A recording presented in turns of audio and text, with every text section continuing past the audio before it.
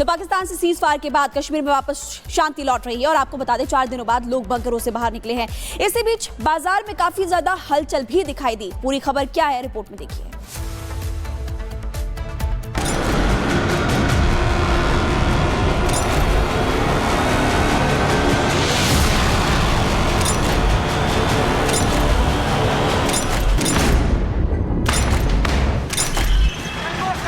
Cease fire के बाद खुले कुछ बाजार। 4 दिन बाद बंकर से निकले बॉर्डर के लोग। पाकिस्तान से सीज फायर, लेकिन जम्मू श्रीनगर में सन्नाटा। आर पार की लड़ाई बेहतर, नहीं चाहिए रोज रोज का वार। भारत ने पाकिस्तान पर ऐसी तबाही मचाई कि उसे अमेरिका के पास जाकर मदद की भीख मांगनी पड़ी। 11 एयरबेस के बाद जब भारत ने परमाणु हथियार निकालने का इशारा किया, टारगेट लॉक किया, तो उसे अमेरिका के अलावा कुछ समझ नहीं आया। क्योंकि पाकिस्तान तबाह होगा तो देश से लिए गए भीख को पाकिस्तान कैसे वापस करेगा। और फिर सीज फायर हो गया। संघर्ष विराम की घोषणा के बाद स्थानीय लोग अंतर्राष्ट्रीय सीमा पर अपने घरों को लौटे। दिन में बाजारों में कुछ चेहरे नजर आए, कुछ हलचल देखने को मिली, लेकिन लोगों की एक ही मांग है कि शांति की स्थापना के लिए पाकिस्तान को फाइनल प्रहार करना जरूरी है।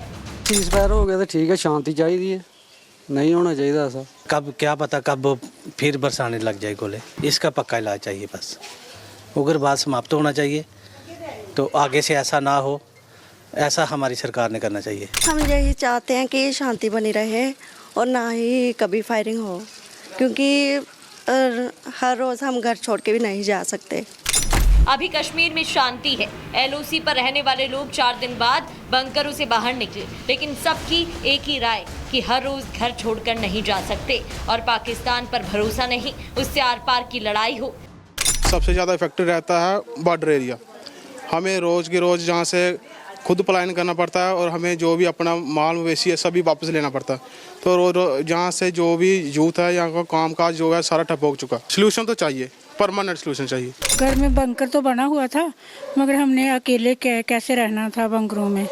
फिर सब लोग ये हुए थे तो फिर हम भी चले गए बच्चों को लेके। तो हम लोग चाहते हैं अगर गवर्नमेंट ने ये स्टार्ट किया है, आप इसका कुछ परमानेंट सोल्यूशन निकालिए।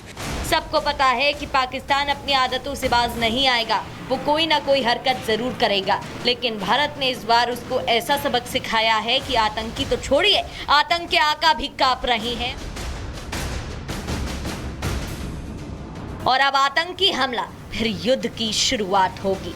Bureau report, Republic Bharat. तो पाकिस्तान की पनाह दिए आतंकवाद ने ना उसे छोड़ा, ना भारत जैसे पड़ोसियों को और ना 7 समंदर पार बैठे किसी भी दूर देश को। और इसलिए प्रधानमंत्री नरेंद्र मोदी ने साफ कह दिया है कि दुनिया भर में आतंकियों का गढ़ है पाकिस्तान।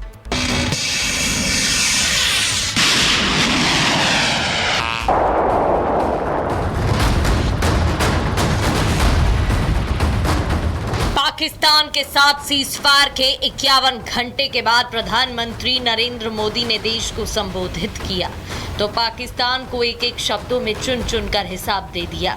पूरी दुनिया को बता दिया कि पाकिस्तान नहीं आतंकिस्तान है, ये ग्लोबल आतंकवाद की यूनिवर्सिटी है। ये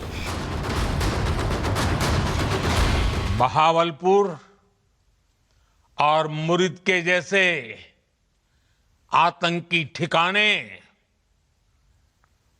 एक प्रकार से ग्लोबल टेररिज्म की यूनिवर्सिटीज रही है। दुनिया में कहीं पर भी जो बड़े आतंकी हमले हुए हैं, चाहे 9/11 हो, चाहे लंदन ट्यूब बॉम्बिंग हो, या भारत में दशकों से जो बड़े बड़े आतंकी हमले हुए हैं, उन सब के तार कहीं ना कहीं आतंक के इन्हीं ठिकानों से जुड़ते रहे। ये कोई पहली बार नहीं है जब पाकिस्तान का आतंकी चेहरा पूरी दुनिया में उजागर हुआ हो। दुनिया में जब भी कोई आतंकी हमला होता है तो ये सच है कि उसका कहीं ना कहीं कनेक्शन पाकिस्तान से ही होता है और इसके सबूत हम आपको दिखाने जा रहे हैं। ग्लोबल आतंकवाद की यूनिवर्सिटी पाक, अमेरिका, 2011 में अमेरिका ने पाकिस्तान में लादेन को मारा। एबटाबाद में अलकायदा नेता बिन लादेन छिपा था और पाकिस्तान में आतंकियों की पनाह का ये सबसे बड़ा सबूत था। रूस 22 मार्च 2024 को मॉस्को में नरसंहार, 4 आतंकियों ने 145 लोगों की हत्या की। मास्टरमाइंड ताजिक का पाक से लिंक। ब्रिटेन 7 जुलाई 2005 को लंदन के ट्रांसपोर्ट नेटवर्क पर हमला, 4 सुसाइड बॉम्बर्स ने ब्लास्ट कर 52 लोगों की जान ली। आतंकियों ने पाकिस्तान में ट्रेनिंग और पढ़ाई की थी। बांग्लादेश 2016 में ढाका में कैफे पर हमला, जेएमबी ने 20 बंधकों की हत्या की। पाकिस्तान की आईएसआई ने जेएमबी को फंडिंग ट्रेनिंग दी। अफगानिस्तान 2008 में काबुल में भारतीय दूतावास पर बमबारी, 2011 में काबुल में अमेरिकी दूतावास पर हमला। तालिबान हक्कानी नेटवर्क के हमले का पाक लिंक, पाक की आईएसआई फंड, ट्रेनिंग और सुरक्षित पनाह देती। ये कुछ ही सबूत हैं जो बता रहे हैं कि पाकिस्तान और आतंकवाद दोनों एक ही है, एक ही चेहरा है। खुद पाकिस्तान की हिस्ट्री शीट इसे साबित कर रही है, क्योंकि जून 2018 से अक्टूबर 2022 तक एफएटीएफ की ग्रे लिस्ट में रहा।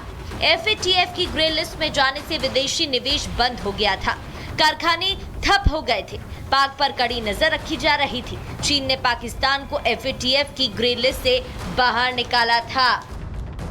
लेकिन इस बार पीएम मोदी ने भी कह दिया है कि हम आतंक की सरपरस्त सरकार और आतंक के आकाओं को अलग अलग नहीं देखेंगे।